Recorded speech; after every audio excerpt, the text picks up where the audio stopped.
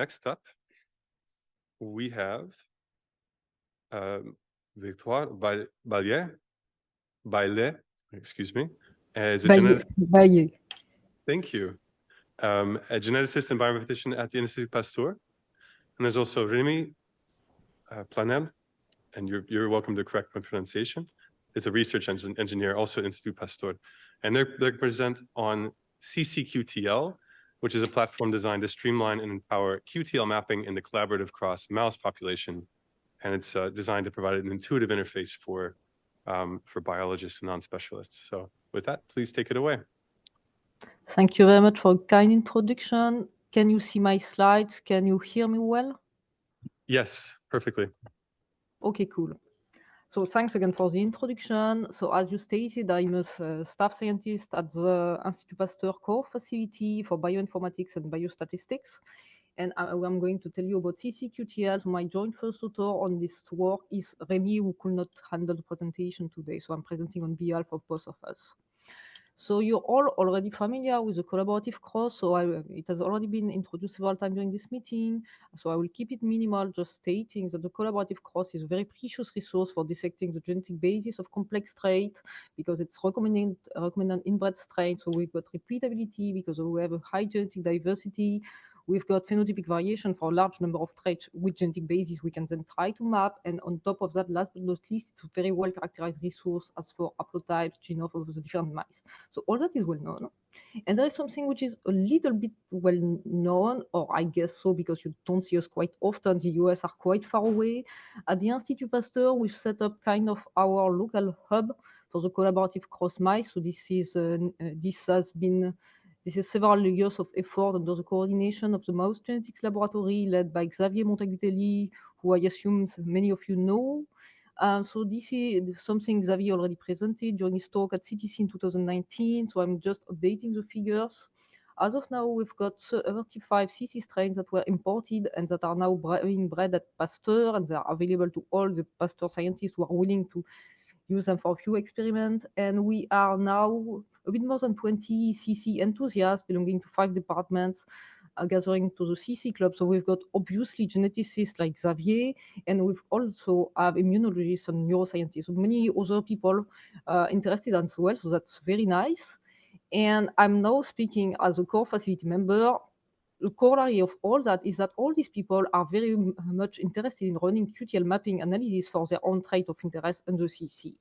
And I think everyone here will agree on the fact that QTL mapping, and we've got example over the meeting, it's a type of experiment that combines heavy phenotyping experiments, like it's quite daunting work, with all the analysis that come next that require quantitative skills. And our observation is that the experimentalists who conduct the phenotyping experiment often need support both for the code and the statistic afterward to run the analysis, and ideally to do that with the best practices in the field. And fact is, analyzing QTL mapping experiment, it's not something which is easy to outsource. Like, it's not always a good idea. I feel it's really not a good idea. You'd rather, as a biologist, play a lot with your very own data because it involves going a lot back and forth to the data, like looking at the distribution, verifying you don't have outliers, making sense of this outlier, tracking everything you did if you remove one mice strain, for instance. And also in the QTL mapping itself, it requires some informed decisions that can only be made by the experimentalist, like is a sex an appropriate covariate for my trait?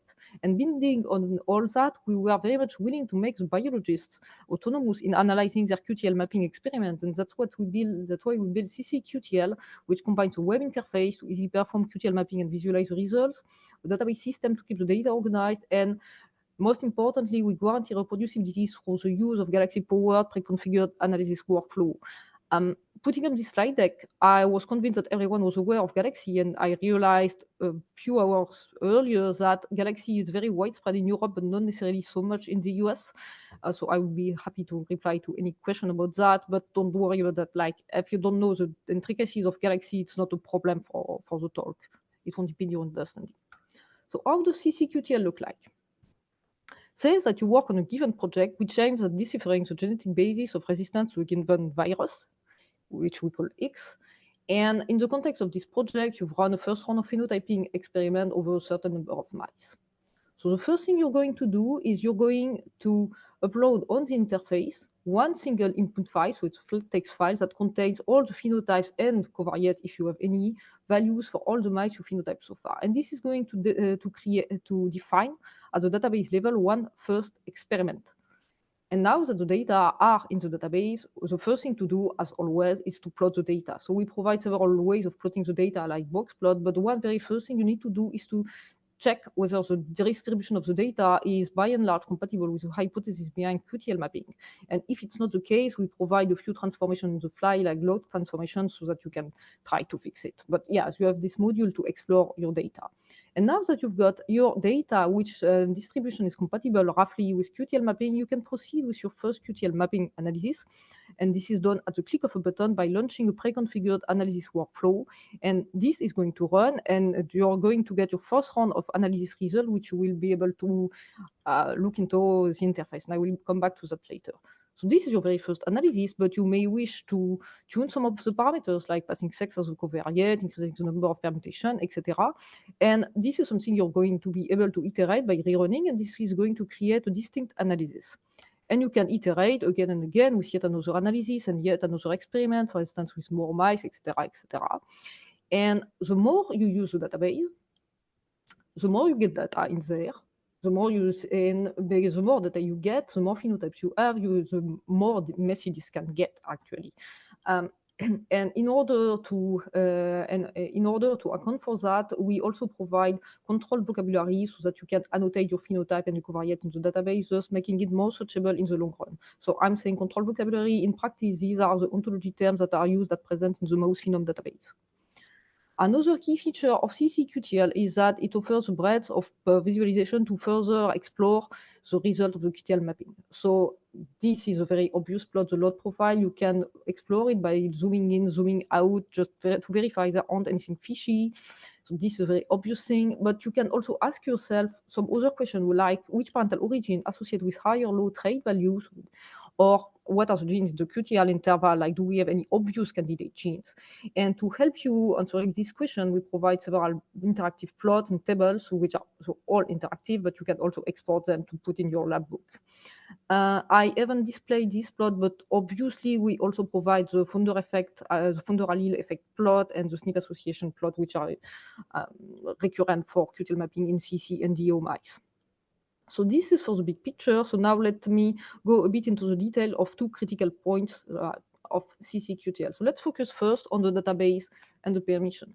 From what I said, if I explain correct, you might have understood that CCQTL is organized into projects, experiments, and analysis. So project is literally a research project, like the biological question. You've got several members with distinct roles. An experiment is literally the data, like phenotyping and covariate data organized by ground of acquisition, and analysis are this QTL mapping analysis with all the analytic parameters being recorded, and I will come back to that later.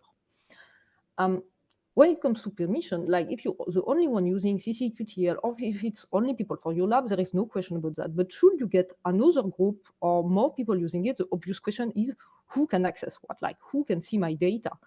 And the way we organize that is that permissions are managed at the project level. So what you will see in the interface, what you will be able to access to are only the project you belong to. And we thought that in such a way, this is coherent with the way science is done. Like for instance, you may have some project in which for which you work in close collaboration with the lab next door, and for some other project, you really don't want the lab next door to be involved in it.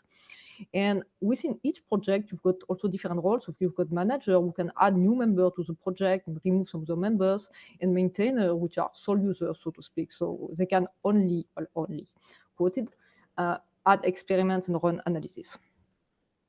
So now let's focus on the critical point, which is this pre-configured analysis workflow. So say that you've got your experiment, you've loaded your experiment into the database, and now you want to run your analysis. So this is how that looks like in the interface. The first thing you do is you select an experiment. So say it's experiment number 1. So this is done with a drop-down menu. So you select the experiment on which you want to run an analysis, and then you select the workflow on which you want to use to do this analysis, like what type of analysis do you want to run. Full disclaimer, as of today, we only have one single workflow, which is QTL mapping for continuous trait in CC mice. So you've got selected your experiment, you selected your workflow, and then you're simply going to click continue and run. And it will proceed with all the different steps. So we build on QTL2, and I will come to that later. So it proceeds with all the steps: inputs creation, applicable construction, genome scans. We use LMM with local kinship, permutation, load peaks, etc., etc., etc. And then you get the results. So you get the result, the analysis, and all the parameters that you've been using are going to be tracked. Like you have all the history that appears in the interface.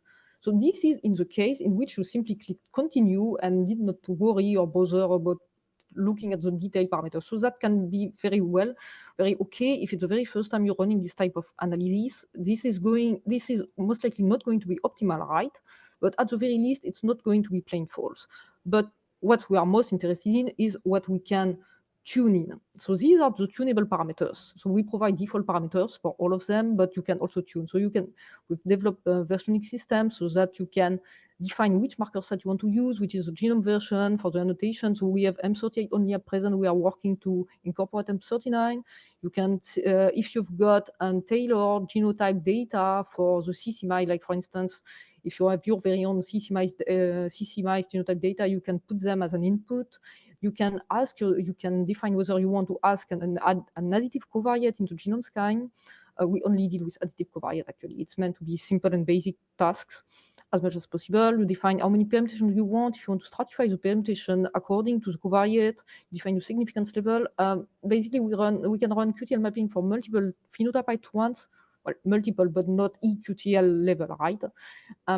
So you can correct for multiple testing. At present, we've done Bond-Ferroni, but we're going to incorporate FDR. You can manipulate the lot drop of p-value, and all these parameters, should you tune them along with the details of the workflow you've been using, all that is going to be recorded because of Galaxy's built-in logs. The way we organize the different analyses is that for one type of analysis there is one workflow. So this allows easy extension, so that's quite obvious. You can consider you've got one workflow, it's QTL mapping, continuous trade CC-mice, but you can have another workflow next to it in the same panel, which is going to be binary trade CC-mice. But it also greatly allows versioning, because sometimes you can make mistakes, you can realize like the state of the art has changed, and it allows to keep track of both the details of the workflow you've been using and all the parameters you've been setting up. And because workflows are all about organizing building blocks which correspond to different functions, different tasks, to wrap up all this, to simplify our life, we've developed an R package called CCQTL, which no more than encapsulates all the functions that we need to build these workflows. So there's a bit of formatting, obviously, but it's mainly a wrapper on QTL2 functions. As a take-home message, so what we've set up is a comprehensive web interface for QTL mapping in the collaborative cross. So it features a seamless procedure to go from data exploration to candidate gene, making current practices in the field accessible to non-coders. So I should emphasize this is very basic analysis, right? But this can be most of the analysis you can encounter. And when you will be done doing this very first screen of analysis for multiple traits, then you can go back to an actual statistician and ask for a very tailored analysis. It satisfies the absolute requirement we all have for record tracking through the use of Galaxy's built-in reproducibility, and the database structure permits the safe and organized storage of both raw phenotypic data and analysis results. Last but not least, deployment. So I'm a bit biased, I should admit, but it's actually quite easy to deploy. For the analytic part, what you need is a Galaxy instance. So this can be any Galaxy instance as long as you've got a CCQTL utilities installed. So you can use, for instance, the Galaxy AdPaster instance. This is for the analytic part, and for the database and interface part, this is something you can deploy locally using Docker Compose or on a Kubernetes cluster using the Helm charts we provide.